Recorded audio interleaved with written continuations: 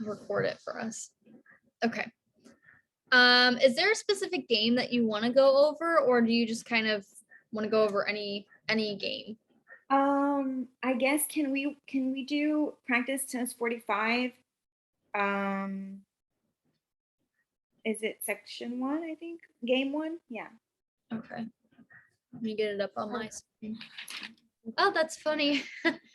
I just did this game to like warm up before our session. Oh, really? That's kind of funny.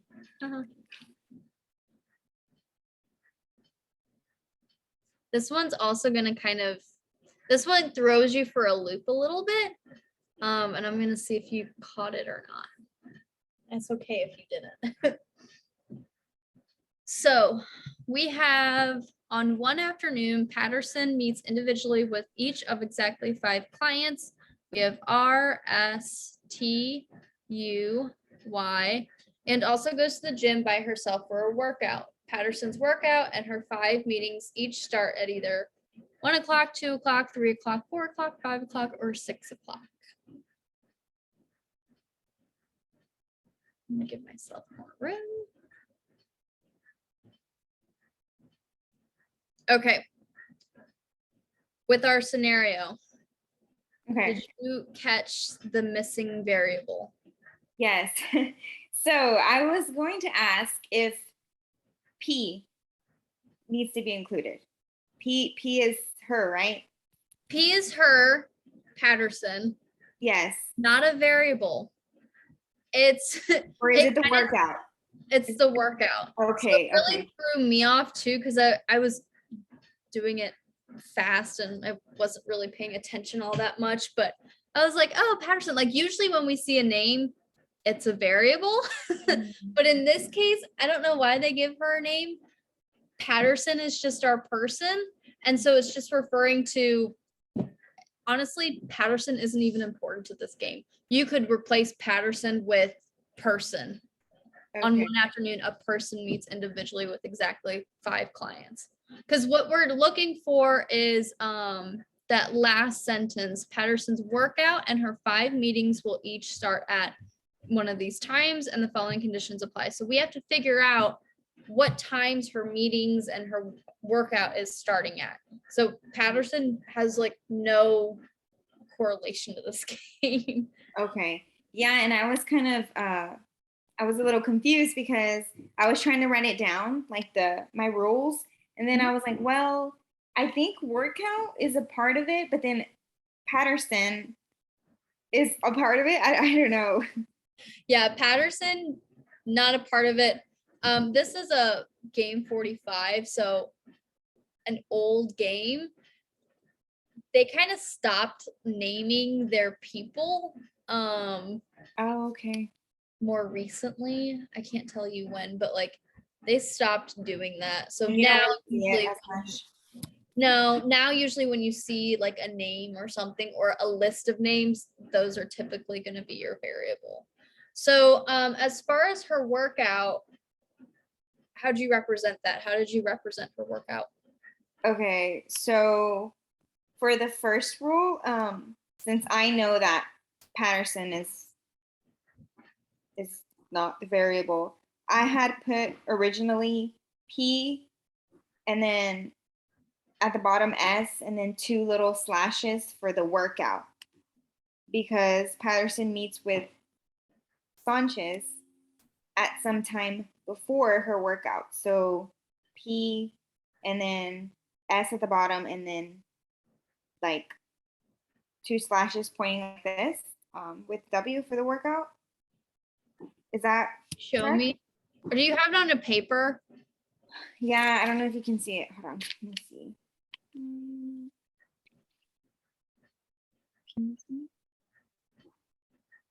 Okay. I don't know if that made sense, but P meets with S at some time before the workout, right? Got it. Yes. So I think I wouldn't say screwed you up, but what made you do more work than you needed was you added in P. So technically you can take out all of your P's and your stuff would be the same. So if we had, basically this is what you did. Yeah. right? Yeah. Yes. Which would be fine if P was a variable. If it was P and S or before W, totally fine. But we Okay. don't need P because he's not a variable. So if we just erase P, it becomes a lopsided this. I'm gonna just fix that. It's gonna bug me. It becomes S is before W, which is totally fine. Oh, okay. Gotcha. And then, so the next one is Patterson meets with Tang at some time after her workout. So T dash W. Is that Patterson? Read that rule again. Don't rather than saying Patterson, maybe say person. Just to kind of like disassociate, like Patterson's not a variable. With Tang at some time after her workout. So which one goes first? What happens first? Oh,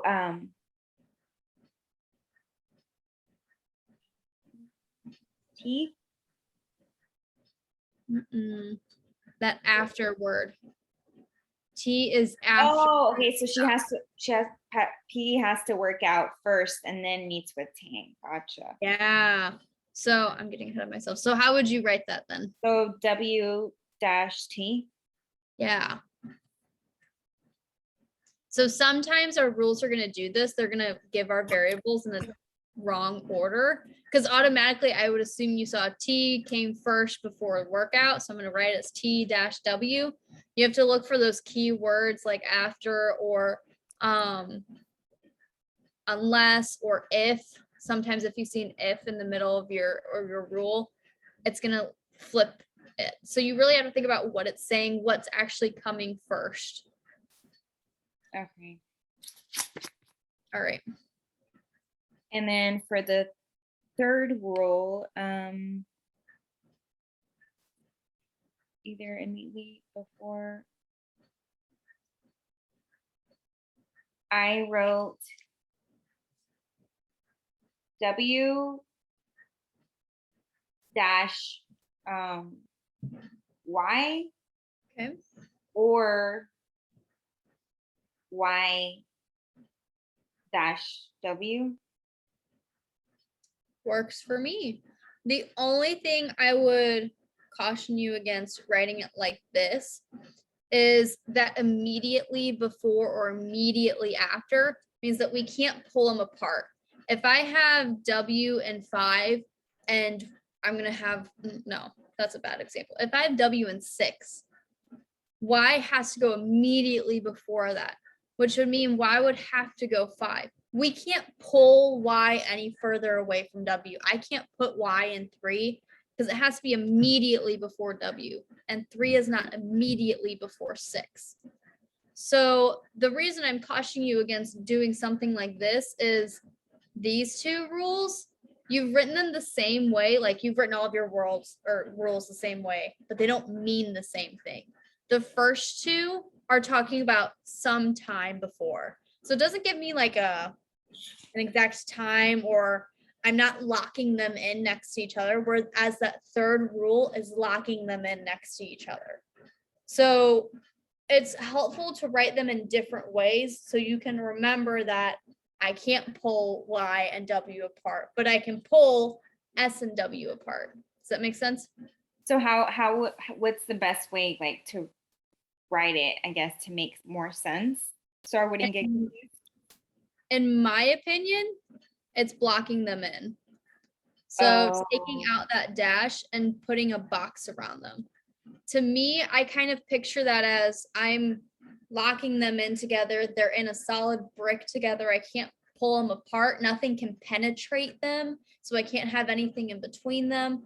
And it's also easy when I'm looking at where I could place them because I can just go, okay, I can move my box around rather than my variable. So if I put Y in 3, W is automatically in 4. If I put Y in 4, W is automatically in 5. So it's easy to kind of move them around too. So Okay. any questions about that? No. Okay. Let's go over the last rule and then we'll kind of look at our rules and see if we can do anything else with them. So our last rule, what did you do with our last rule?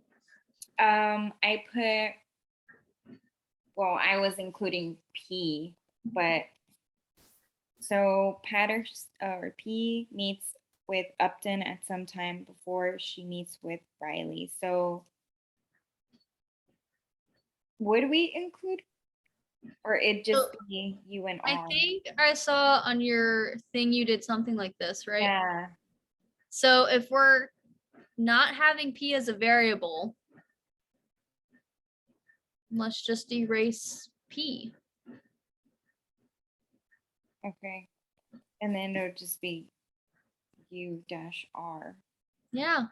You see what I mean by like you kind of just put in more work to it than Yeah. it needed. The other reason why I would not or you shouldn't include P is you wouldn't have enough space for P. So if we only have 6 spaces and we have 6 variables up here, her clients and her workout, you'd get really confused and be like, okay, but where does P go? There's not enough space for 7 variables. And we have to include all of them. So how did you figure out that P wasn't the variable and W was the workout? Because it says one afternoon, Patterson meets individually with each of exactly 5 clients. It gives me my clients and also goes to the gym for a workout. So it's almost reading it like a story. So if it was you have 5 classes and you go to a workout and I have to figure out what time you go to class and what time you go to your workout, that's kind of the same thing that's happening. It's just giving our person a name, which is really weird. Like the LSAT is an old test, so I don't know why they gave this person a name. Sometimes in the older ones, they'll even give them genders. They'll be like, client A is a woman and client B is a man. It's really weird. They stopped doing that. But for me, it's not telling me, it's not saying Patterson, how do I explain this? It's not saying like Patterson is going in spot 3 or something like that. I'm not figuring out where Patterson is in between my clients and my workout. What I'm trying to figure out is what my workout and my clients are being timed at. Does that make sense? Mm-hmm. And I guess what kind of triggered me more about it was because it mentioned workout a lot in the rules. So it was kind of like, you know, it had to be like in front of the workout, before the workout. So it kind of gave me a hint in a way. And it probably did that on purpose because this is a game 1. So it's the first game that you're seeing in the section. It was probably trying to hint at that W is a workout. W is a variable. Okay. The other reason, the other kind of key indicator is the last line says Patterson's workout and her 5 meetings each start at either one of these times. It's not saying Patterson starts at 6 or something like that. It's telling me what am I ordering? Patterson's workout and her 5 meetings. So now, from looking at my rules, I will determine which one I should start with, or I'm sorry, which ones I can combine. Yeah, you can totally go into them and you could, if you wanted to, attack each rule individually, but it makes it a lot easier on yourself if you can combine them. So which rules can you combine? Okay, so let's see. Maybe just pick two rules and tell me how you're going to combine them. So the W gets mentioned a lot. Yes. I can do either S-W and then add W and Y, or Y and W. Okay. So rule number 1 and rule number, or actually 2 would make more sense. let's do 2 then. Spoiler, you can combine all 3 of them, but it's not like we have to start with a certain one. It's whatever you see first, really, or whatever makes sense or easiest for you to combine. Because then once we combine this one, then we can combine our 3rd one with it. So it's slowly just linking them up, but we can just focus on 2 at first. Okay. So if we're combining rule 1 and rule 2, what are we going to do? How could we combine those? You would overlap W-T. Yeah, to create this, right? Yeah. Perfect. Okay. Now we don't have to think about 1 and 2. We've got our monster rule over here. What could we combine our monster rule with? You can do the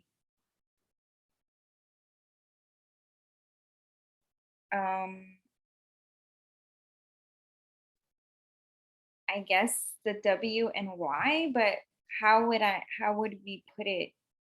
Like, So again, with our dashes, we can yank them apart as far as we want, right? mhm. Which means anything can fall in between there. We can have U in here, we can have R in here, we can have Y in here. The only thing that we wouldn't be able to do that to is our W and Y, because they're blocked in, right? Nothing can fall in between them. So what we can do is we can yank apart our S and T, and we can do, I'm going to create 2 of them, but we can do something like this. We'll just drop Y right in there. Oh, okay. So we're including our Y in there. We're allowing them to be pulled apart even further. Oh, I see. Okay. Any questions on that? No, I see why you can put the Y in there because, like you said, they can be split apart. So, okay, yeah, I get it. Yeah. Kind of think of it like there's nothing, I'm a very visual person. There's nothing at the top that's preventing Y from just dropping in there. But when I'm looking at my W and Y, I can't put T in here because there's something blocking my T from entering that block. Okay. Does that make sense? Yeah, yeah. Very visual explanation. So now I don't have to think about 1, 2, and 3. And instead, I'm actually left with, and I'm going to kind of center them more.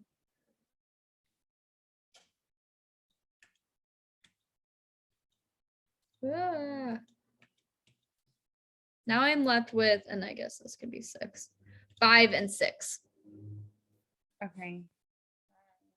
Just to get you thinking, could I combine 5 with 6?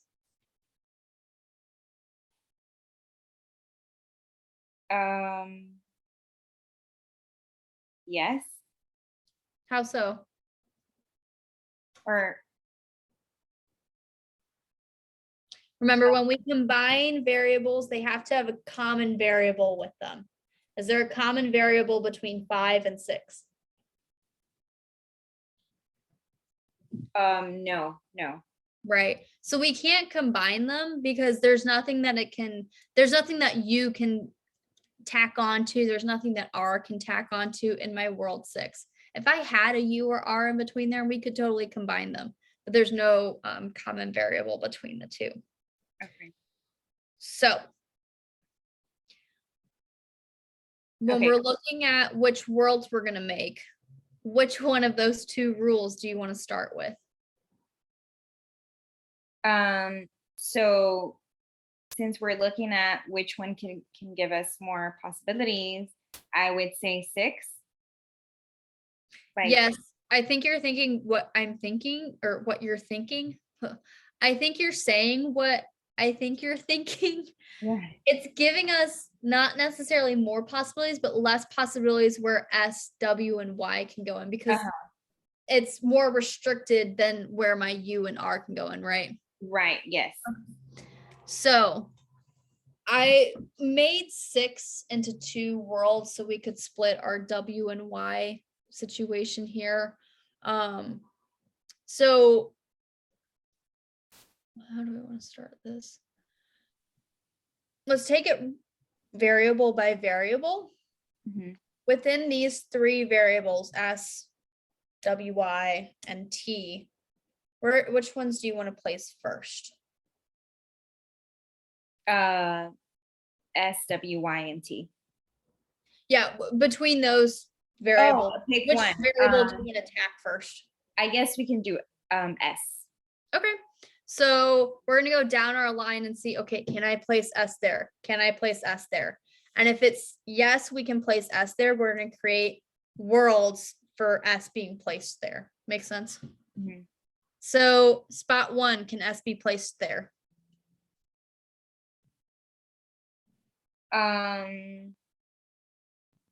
Yes. Yeah, because we have space afterwards to include our W, Y, and T, right? Mhm.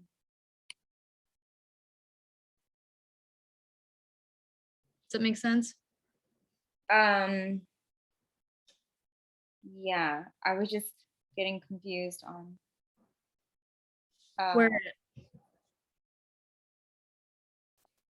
No, I guess I just had to read the rule again, like, because it just kind of got a little confusing. Patterson.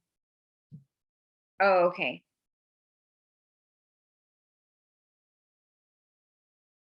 Okay. where are you confused? Um, I don't know why, but I guess I always like think about the number, instead of the front or the back, Well, in this case, is it talking about the front or back? No, well, Not really. no, not really. It's talking about the time. So in some ordering games, it'll talk about front or back. Some ordering games I've even seen talk about east and west. Most of them are going to have some kind of number. So in this case, it's telling me these are my times. So space 1 is 1 o'clock, space 2 is 2 o'clock, so on and so on. Sometimes I've seen we're doing a race and first place, sixth place. So it's kind of a number correlation in this case rather than like a direction or a, what's the word, proximity kind of situation. We're looking at a number situation in this case. Okay. So S can go in 1. We're okay with that, right? Mm-hmm. Move it down. Can S go in 2? Yes. Yep. So we're going to create a second world because that's another option that S can go in.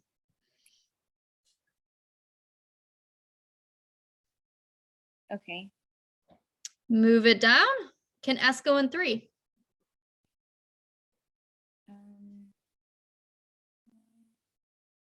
Yes. Yeah. So we're going to make that an option. I'm going to add lines.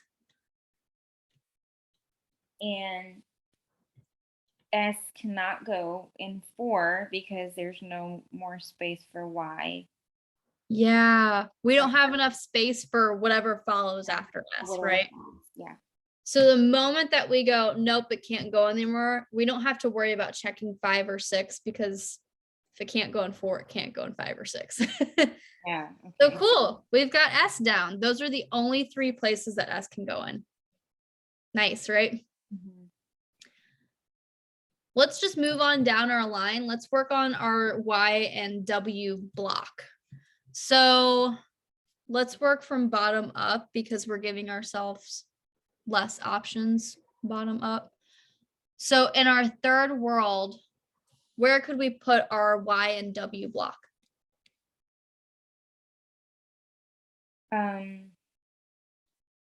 We can put it in 4 Mm-hmm. or 5. Yeah, no matter what, because that's as far as S goes, right? This is where kind of it hits the end is W and Y are going to have to go in one of those 2 spots. So for sake of space, if you want me to break it up, I can. I'm going to do WY, WY. I'm going to slash them because they can flip flop between one another, right? I think we talked about that last time. they flip-flop, we can shorthand it like this and not make another world if we don't have to. The only thing is that they have to be right after each other. Okay. Yes. So if I put W in 4, Y is going to have to be in 5. If I put Y in 4, W is going to have to be in 5. So to me, when I'm looking at something like this, where I'm slashing them kind of like this, it's I pick one, I have to pick the other. I don't get the option of picking 2 W's. The other way you can write it, which sometimes to me can get a little confusing, is you can write it like this and arc them over to know like they flip flop. To me, that gets kind of confusing because sometimes I go, oh, well, W has to go in 4, Y has to go in 5. It's not as easy to kind of see, for me at least, that Y could still go in 4. Do you have a preference of how I write it? No, I prefer the way you're doing it because I also would get confused. Yeah, once you get comfortable with it, you can totally, honestly, there's really represent it however you want. So for 3, would that mean that T would go in 6? Yeah, because that's actually where it has to go, right? We can't push it off any further. Let's move up to 2 and figure out where our Y and W can go in 2. Where can that block go? So you can do either 3 or 4. Hmm? So we'll do the W/Y, and then for 3 and 4, and then we would create another world. And you can do 4 and 5. Yeah. You got the hang of it now. I don't know why I can like understand it better when you're with me. Okay, so let me see here. Okay.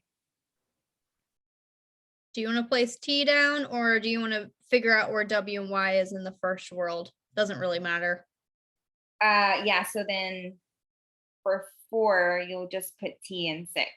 Yeah, because it has to go behind our W and Y. What about 2? So for 2, you can do 2 or 3. So W-Y. Oh, are we going into world number 1? Oh, I'm sorry. What world were we on? I was looking at 2 when our Y and our W are between 3 and 4. 3 and 4. What else can go on there? You mean? Oh, okay. T. T. So you can do 5, and then you can also do 6. Yeah, so I'm going to give you the option here. We can either break it up into a second world, or we can do the arc thing over there where T can go back and forth between 5 and 6. I think we should break it up. Okay, let's break it up then. I'm going to leave my T there.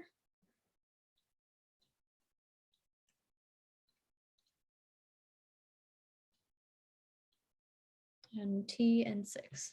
Perfect. Now let's go into world number 1. Where can my Y and W go? You can do 2 or 3.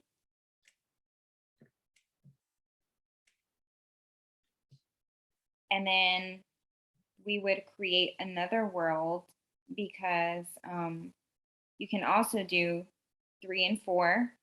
Yeah.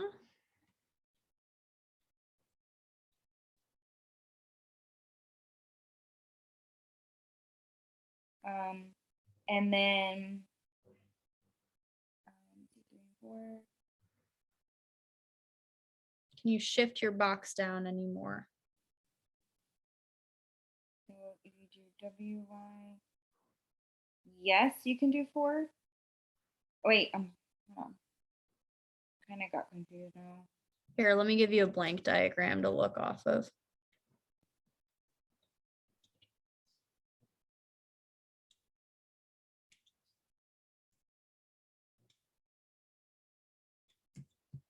Where else could Y and W go? So W.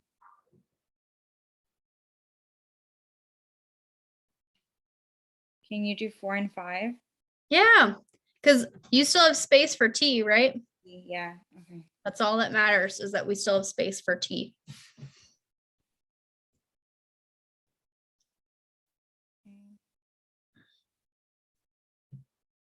Okay. Let's figure out where our T's go. What about 7? Let's work from bottom up again. Where can 7, or sorry, T go? You can put T on 6 only. Yep. Has to go there. What about 6? For 6, you can do either 5 or 6 for T. Okay. So you can put T on 5, and then we would create another world and put it on 6. Perfect. One more T's on 5, one more T's on 6.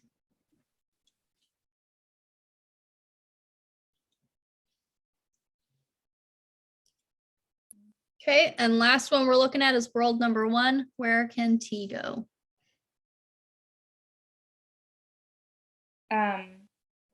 You can do either 4, 5, or 6. Yeah. So let's break it up into those 2 worlds or 3 worlds.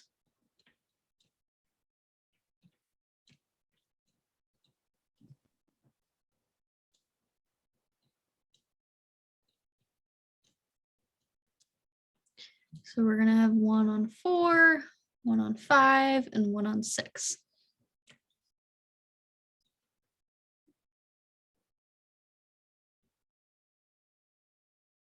Okay.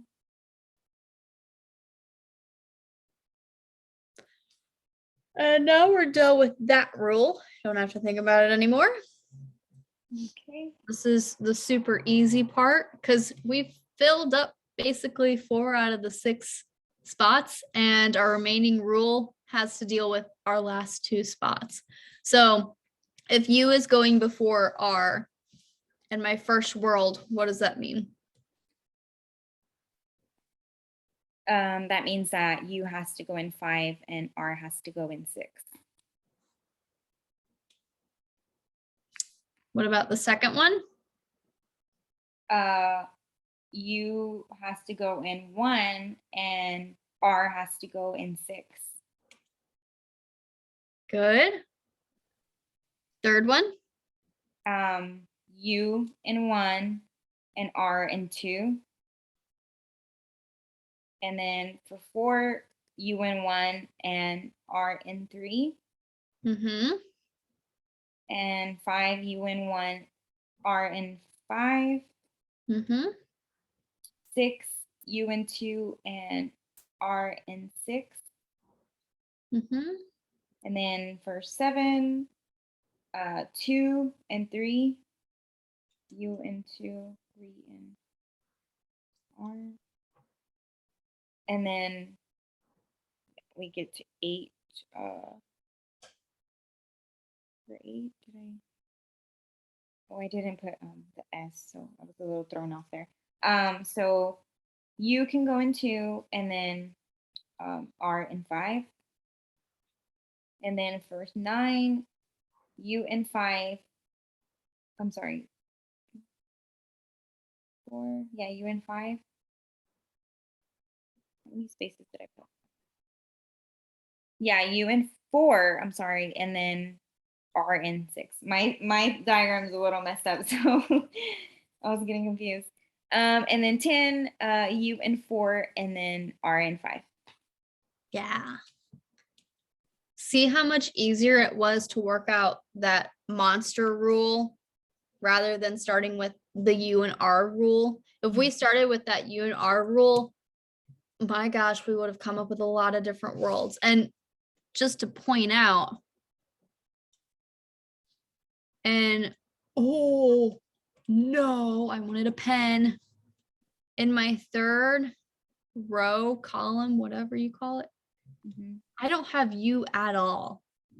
It's just happened that we don't have U in there at all. So if we started with our U rule, all of the worlds, I mean, there'd only be like 3 or 4 worlds with U and 3 would be dead.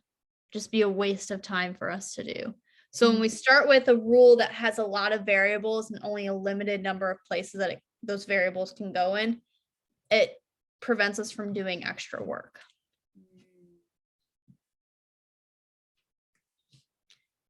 Any questions on this setup, this game? No, now that I'm doing it, it seems easy, but when I'm doing it by myself, it's hard. It's hard when you do it by yourself, when you don't feel 100% confident in it, because you haven't learned what kind of questions to ask yourself. That's why I think you feel like it's super easy when I'm here, is because I'm kind of guiding you. Where can my Y and W go? What happens to this variable then? And that's the questions that you'll have to start learning how to ask yourself. And that just takes practice and time. So, but I'm glad that you thought that it was fairly easy, because games don't have to be hard. So, Yeah. and unfortunately, there are harder games than this one. So I would say give it a couple of weeks to be patient with it. And I'm sure you would come back to this game and be like, why did I find this one so hard? This one was super easy. I know. All right. Do you want to do a different game, or do you want to go over questions? Like game questions? Can we set up another one? Yeah. Because I just want to, I guess, get better at it. Yeah. And really, once you get comfortable with the setups, the questions are not that difficult. Really? So, okay. Do you want to do one from your weeks of assignments, or do you want me to just pick a random one? Let's do practice test 47, question 1, or section game 1. Game 1. Okay.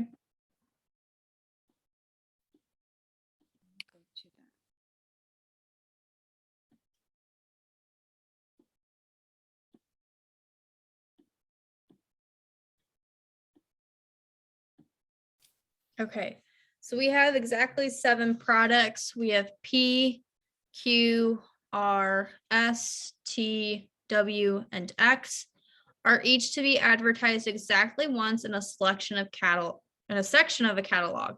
The order in which they will be displayed is governed by the following conditions. So we're ordering our variables, who's going to be the first one to show up, who's going to be the last one to show up. That's basically what we're doing. So we have 7 products, which means we're going to have 7 spots, right? Yes. Okay. That's the setup. Like, do you have any questions about like the bare bones setup behind it? No, I was able to do that. It's a pretty basic, like, beginning game. So nothing like too crazy with that one. Okay. Rule 1 says Q must be displayed in some position before W. Okay, so for that, I put Q-W. Perfect. Q is coming before W. That's going to give us an idea that Q is always to the left of W. So just to kind of create conversation about it, how many different possibilities are there where Q can go? A lot. Yeah, a lot. 1 through 6. And even when Q is in 1, that creates a lot of possibilities for W, because we have to think about both of them in the sense of the rule. Both of them are being involved. So I'm not going to create worlds off of this one. I'm going to keep it to the side. Maybe there's another rule that we can combine it with, or maybe there's another rule that makes it restrictive, that maybe Q can only go in 2 spots or something like that. So we're going to hang on. Oh, go ahead. So if it would have said Q must be immediately, then it's when it would be grouped together, right? Yeah, my block together, I can't pull them apart. Okay. When it's telling me immediately before or directly before, Those are the only two wordings that I can think off the top of my head. That's telling me I can't pull them apart.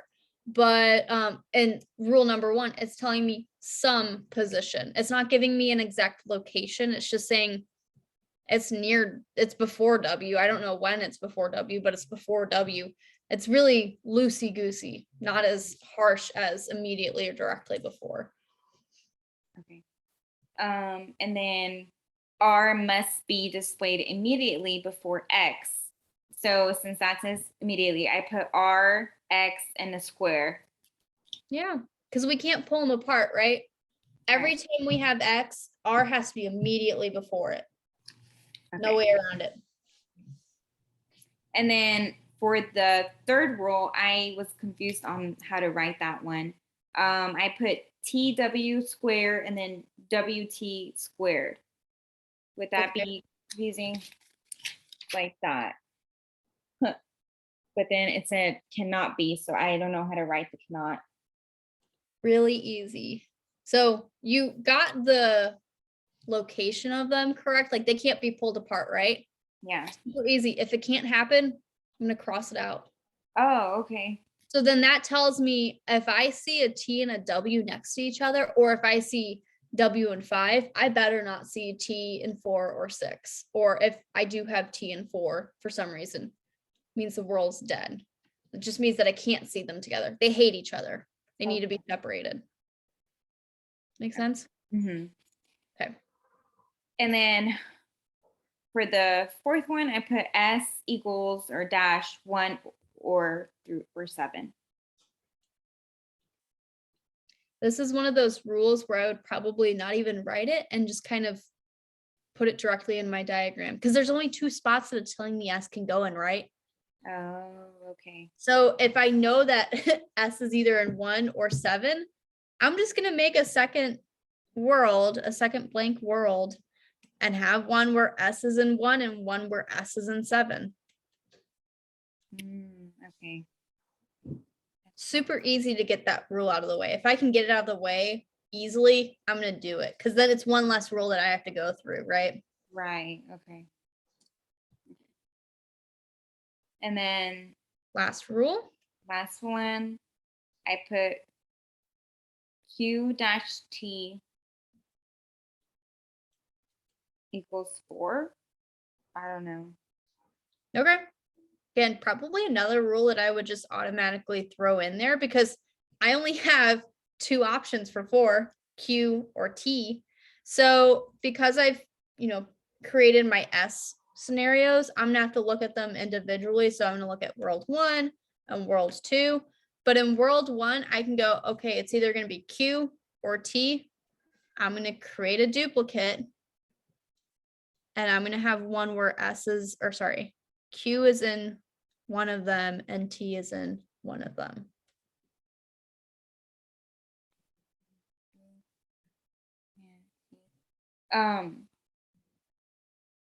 So why didn't we use 2?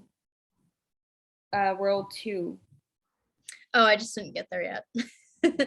I was waiting. So when we go through our worlds, Because it's easy to just work top down.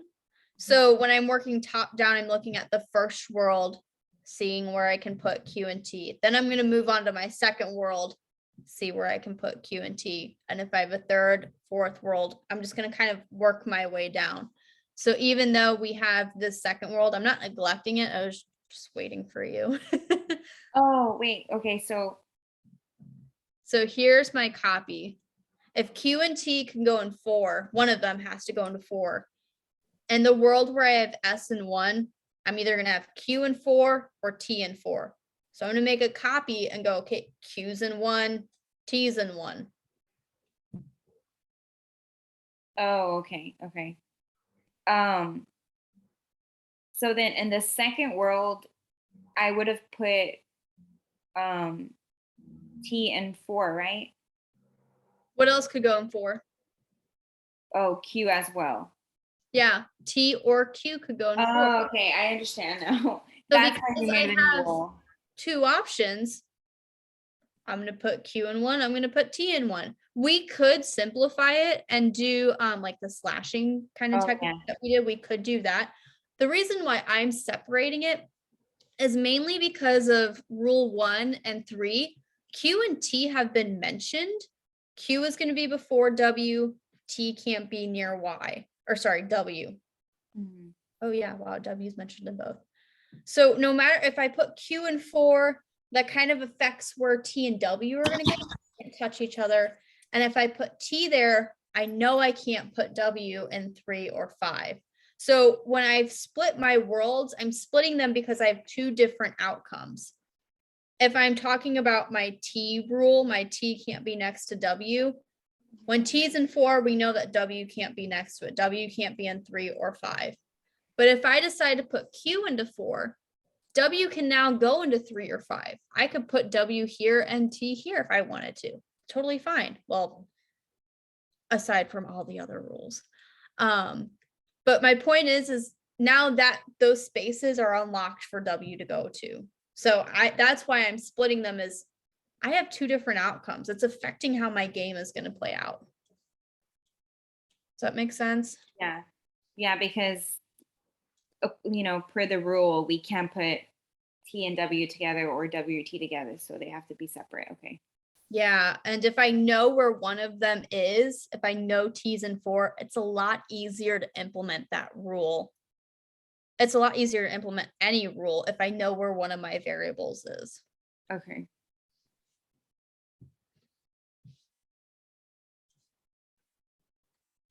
Any questions about that? No. Okay. Where do we want to go from here? So, let's go ahead. No, I'm sorry. So rule 4 and 5 can be crossed out, right? Since we already dealt with it. Okay. Yep. We've placed our S, we've placed our Q and T's. Okay. Well, we've placed the 4th variable. Okay. So let's figure out our Q, our first rule. Q is before W. In my first world, where could W go?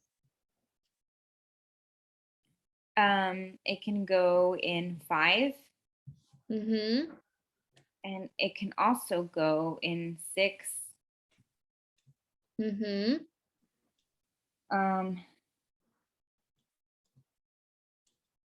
Where it can else? also go in 7. Yeah.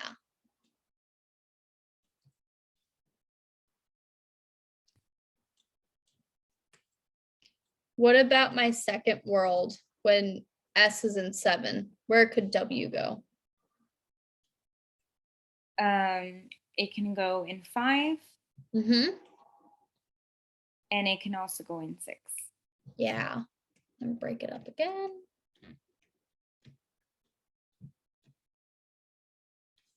Or put 1 in 5, 1 in 6. Okay. Where can W go in 3?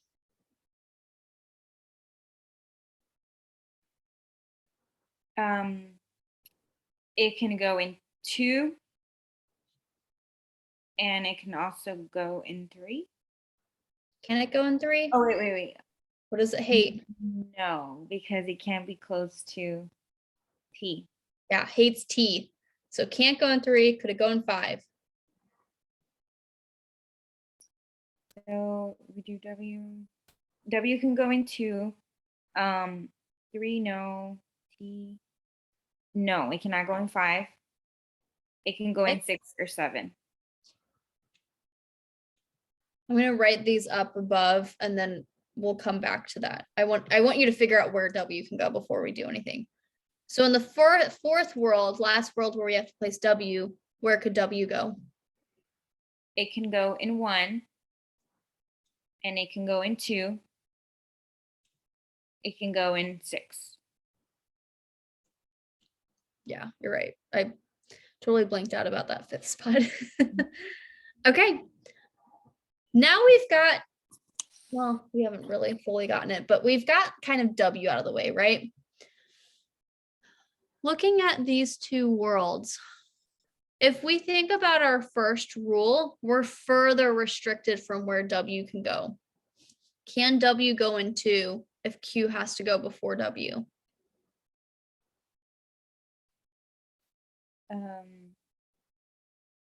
Can W go in 2 if you go?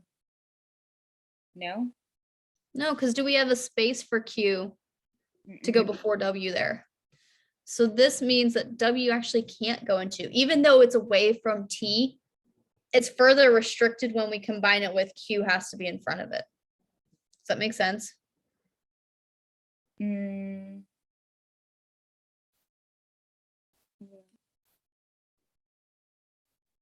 I don't. So Q dash T. So we figured out, W hates T, right? And that's why in the third world, I just want you to focus on the third world right now. It can't go in 3 or 5, right? We figured out that it could go in 2, 6, or 7 because it's away from T, right? But we also have to think about who comes before W. Q has to come before W. So if we said that W was in space 2, can Q come before W? No, yeah, you're right. We have S there, right? Right. So it further restricts where W can go in. Because if I look at W in 6 or 7, do I have space for Q to go before it? Yes. I have a lot of space for Q to go before it. So I'm going to break this up into another world so I can split my W's so I don't have to think about where my W is going to go anymore. I'm going to run out of room so quickly.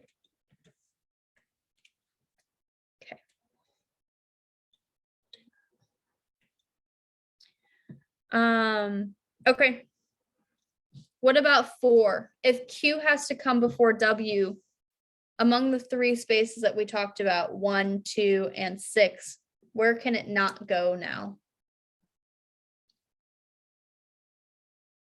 So Q can go in 1 and W can go in 2. So it cannot go in 3. So okay. Refocus. So if we're looking at, if we said that W could go in 2, 1, and 6, because it's away from T, right? Those are the spots that are open that are not touching T. If we think about that Q has to go before W, which one of those do we have to erase?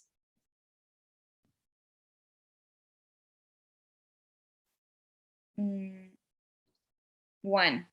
Yeah, because if I put W in 1, I don't have a spot for Q to go in front of it, right?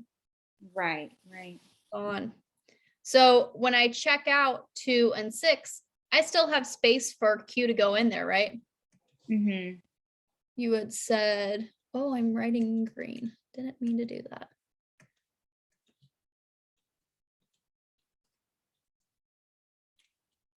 Can't believe we have 7 variables. You had said when W is in 2, Q has to go in 1. Said that earlier. Now I'm going to make this one my W in 6.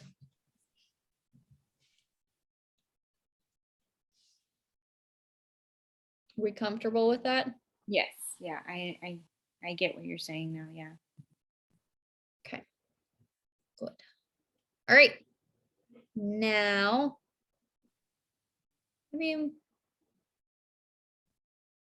do we technically? No, we haven't technically fully done that. Okay. Let's drop in our RX rule right there, R and X. For 9 or yeah. Okay. Why did you is that just because that was the last one we were working on, or did you see something? Well, I figured that it would be easy to put RX in 5 and 6. Yeah, because it's the only spot they can go in, right? They can't be pulled apart. Totally fine to do that. Are there any other worlds that R and X are forced to go into a certain place? So not A, well, yes. For 8, you can do 2 and 3. Yep.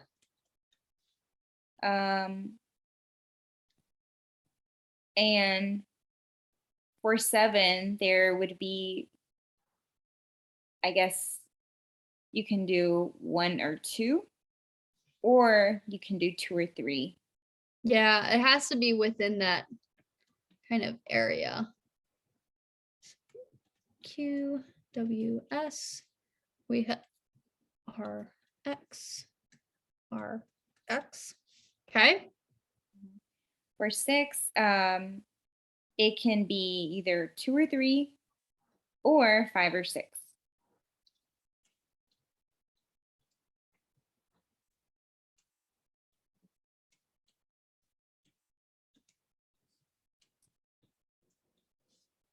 Okay. For 5, it can only be 2 or 3. Mm-hmm. For 4, it can be 1 or 2, or 2 or 3. I'm gonna run out of so much space. I suck at spatial awareness of R, X. Oh, I put T in 3. Or R and X.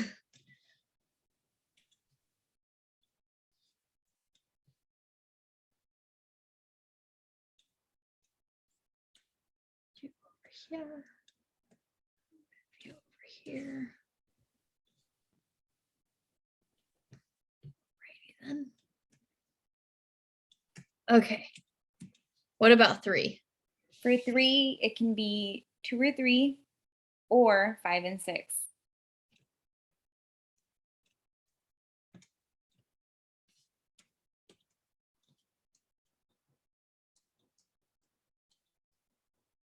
What about 2? 2, it can be 1 or 2, or 2 or 3.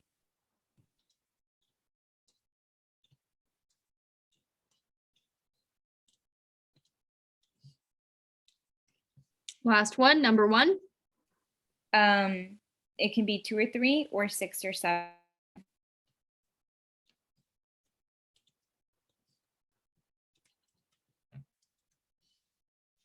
Created a lot of worlds. Sometimes you have no way of like getting around creating a lot of worlds. In this case, I rather like I kept splitting them because I wanted you to see the split, and it's good to get used to that.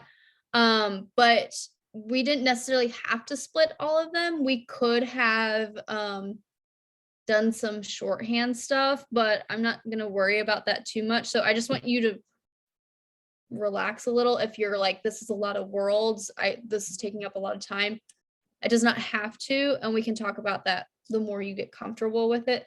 But I want you to, the main thing, my main goal is you're thinking about where your variables can go.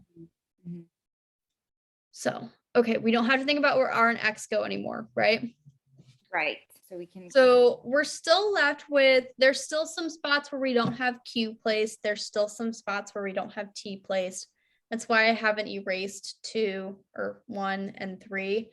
So we're going to go through our worlds. What variable are we missing? P. None of our rules mentioned P. So P is a floater, right? Can go anywhere it wants to go. So we're going to go through the rest of all of our worlds and figure out where those last 2 variables can go, P and whatever else we have left. So in my first world, what other variable am I missing? You're missing P, and you're missing T. Yeah. What do we know about T? Oh, so T can only go in 7, and P in 6. Yep. What about my second world? What am I missing? For number 2, it'd be T in 1, and P in 6. Oh yeah. Okay. And then for 3, W, oh wait, What are we missing? Q, And P, right? P. Motor. Do we care about where they go? No, wait, so it says Q has to be before W. So we can do, I guess it doesn't matter, right? Yeah. No matter where we put Q at this point, whether it's in 2 or 3, it's always going to be before W. So it's never going to violate that rule. So we can do Q/P, Q/P. They flip-flop between one another. Oh, okay. And then 4, we do, so we're missing Q and P. So it wouldn't matter either. Yeah, because no matter where I put Q, being the only variable that we still have a rule to think about, really, it's never going to violate that rule. W never has the chance of going before Q. What And about 5? for What do we 5, it'd be T and P. What do we know about T?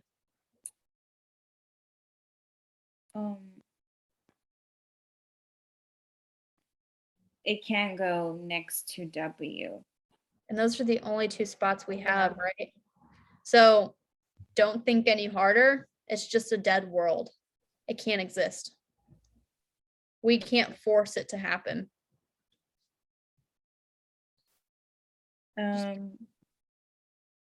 What about 6? What are we 6, missing? we're missing P and T. So P can go in 6 and T can go in 5. So you can, yeah. Yeah. What about 7? T can go in 3 and P in 5. Yeah, because T hates W. Okay. And for 8, you can do,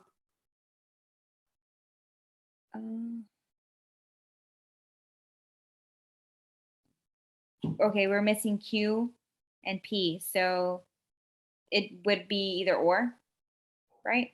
What do we know about Q? Oh, Q has to be in front of W. So it'd be in 5. Q has to be in 5.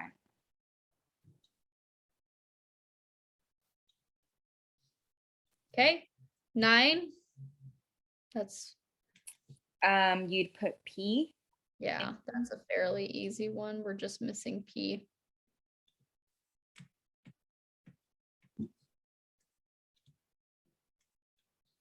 $11. What are we missing? P and T, so it can be either or, right? Yep.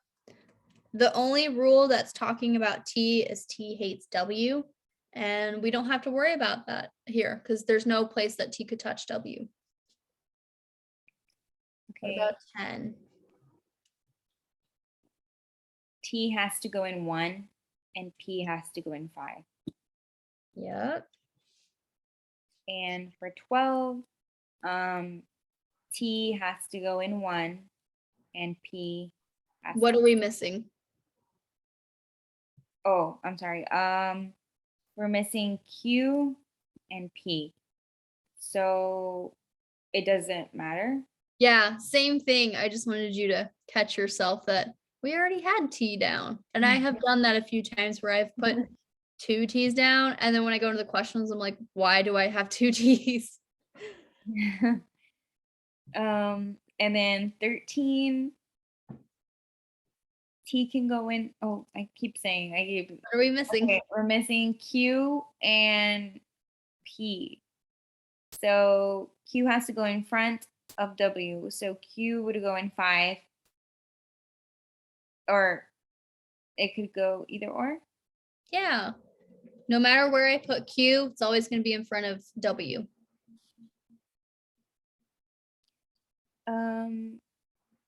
So we're missing P and T. So T has to go in 3. Mm-hmm. And P has to go in 6. Last one. What are we missing? We're missing T and P, so it does not matter. It can go individual. We don't have a possibility of violating it. That was our very long game. Creates a lot of worlds. And to be honest, ordering games typically create the most worlds compared to like grouping games or something, just because there's so many possibilities. So they usually tend to be the longer ones. But I think you're starting to kind of get the hang of it. I think you're thinking about the right things, thinking about the right placements. It's getting you to start asking yourself, initiating those thought processes by yourself rather than me going, okay, where does this go? Yeah. So I'm glad that you're at least thinking about it, which is good. Just initiating those thoughts. Do you have any questions on this game? No, I think like I'm just gonna practice it a few more times to kind of make sure I understand myself, as I do it myself, and I should be good as far as that. Yeah, I think you're like, I think you just need to practice a little bit more, and I would think by maybe the next 2 sessions, you'll kind of get the hang of it. You'll start to get the hang of it. Because sometimes like I catch myself where I get confused, and I'm like, wait, what was I doing again? Yeah, sometimes you have to like reset something.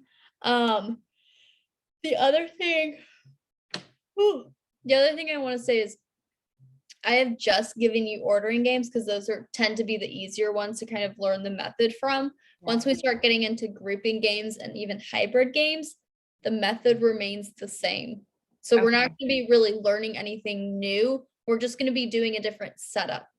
So we're still going to be thinking about placement of your variables, combining your variables. Where can it go now? Where can it not go now? So the things that we're learning now are like the basic foundations for games. Okay. Gotcha. Okay. Any other questions? No, I think that was all. I guess I like that we're learning the ordering games like this, so I can get the idea and understand how to group them and how to start it and what can I eliminate and where I can start first. So yeah, it's a lot. I tend to like grouping games more, but for most people, for most students, ordering games are the easiest to learn because they're just more easy, I guess. But like learning the method is easiest on ordering games. So I think, do you need a new sheet? Do you want a new sheet of assignments? I mean, I think I can still work the ones that you gave me. Okay. Maybe a few more, like 3 more or 4 more, probably. Okay. So maybe I'll finish those, and then when I meet with you again, you can provide me a new one. That's fine. And if you finish that before you meet with me, you can just text me and I'll get you a new one. But I think I'm going to do at least another week on ordering games, and then we can shift over into grouping games. Because I feel like maybe you just need another week or so of kind of working on this to get a little bit more comfortable with it. So like you said, the ordering is always going to remain like this, right? Yeah, pretty much. And then the grouping, like what would be the difference? Like it would be like Q and W, or what do you mean? Like, so grouping wise, it's, let me check the next one. No, that's not a grouping one. That's not really a grouping one. That's not a grouping one. Okay. There's no like pure grouping games in this section. Great. So grouping would be something like if I'm going to use the same variables again. Let's say these variables, what a game that I can vividly remember is you're stocking a toy aisle. You have aisle 1, aisle 2, and aisle 3. and you can only have these number of items in each one or something like that. And so rather than thinking about where they can go on a line, like placement of one another, I'm thinking about can P go into group 1? Can P go into group 2? Can P go into group 3? Oh, That's okay. why I kind of like grouping more, because the possibilities are almost more limited than ordering. Whereas like ordering, you have P can go in 1 through 6 or something. Grouping, like the maximum number of groups I've seen is maybe 5, 4 or 5. So like the number of possibilities are a lot smaller. But for some reason, ordering games are just tend to be easiest for students. So that's why I've started off with ordering games. But grouping games would look something like this. So it could be W and T are in the same aisle as one another. Okay. Very similar to the rule of W and T have to be next to one another. Just going to box it in and know that they have to be with one another. The only difference between this is it doesn't matter with grouping, like pure grouping like this. It doesn't matter if I put W and T like this. Doesn't really matter because they're in the same group. Okay. But yeah, grouping games are just like that. Yeah, no, I think another week of the same, process just so I can get used to it and I guess get my brain to think like that. Like, okay, where can this go? Or I can do this, or there's another possibility to this, or whatever, Yeah. So. And I don't want to disrupt that because you're doing really well and you're retaining it pretty well. And I don't want to go, okay, now we're going to shift it and do into grouping games. I want to wait until you feel like you can. Yeah, because I feel like I'd get so confused. Yes. Yes. So yeah, I think at least another week on ordering, and then whenever we meet again, I can kind of reassess if you're doing better or something like that, or more comfortable, and then we can kind of go from there. So, oh, we're still recording.